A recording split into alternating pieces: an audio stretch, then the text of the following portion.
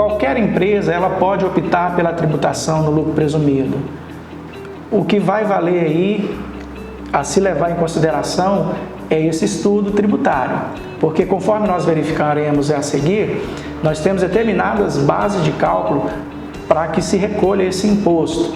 E lembrando apenas que o limite para que as empresas optem pelo lucro presumido é faturamento anual no máximo até 78 milhões de reais. Além do imposto de renda e da contribuição, no lucro presumido, a empresa também recolhe mais dois tributos, que é o COFINS, equivalente a 3%, e o PIS, que é equivalente a 0,65%. Informaremos agora, para uma melhor exemplificação, os percentuais de base de cálculo que o governo estima conforme a atividade que as empresas têm de lucro. Então vamos lá. O percentual de 1,6% sobre a receita, que seria a margem de lucro que as empresas trabalhariam, se aplica para a atividade de revenda, consumo de combustível, derivado de petróleo, gás natural e toda essa parte aí de combustíveis, conforme estamos vendo aí na tabela. O percentual de 8%, ele vale para a atividade de comércio em geral, que é a venda de mercadorias, transporte de cargas, serviços hospitalares, atividade rural e atividade imobiliária. Então, essas atividades estão enquadradas dentro do percentual de 8%. Temos ainda aí mais algumas atividades que se enquadram dentro dos percentuais de 8%, que estão demonstrados aí no quadro.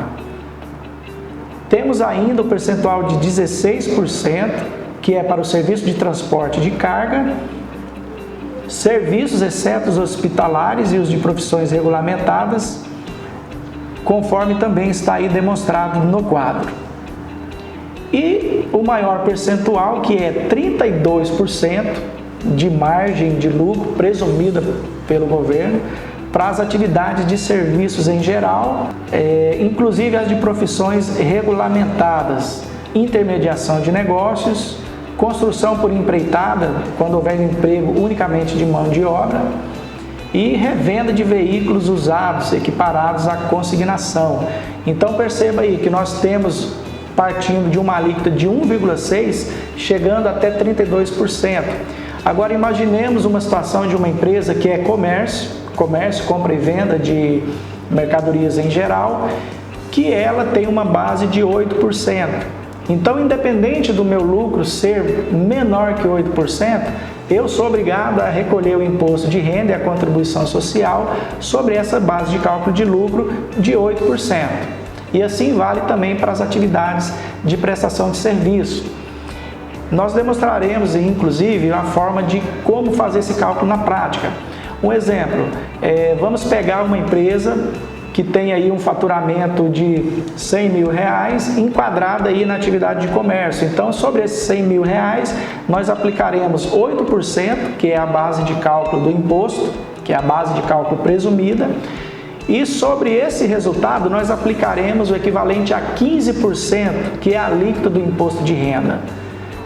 Então, efetivamente, sobre o faturamento, nós teremos um recolhimento de alíquota efetiva equivalente a 1,20%.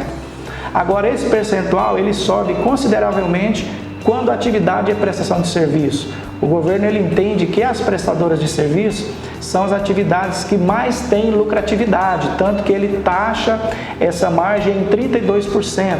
Então, fazendo a aplicação do cálculo direto sobre a receita, nós teremos uma alíquota equivalente a 4,8% sobre o faturamento.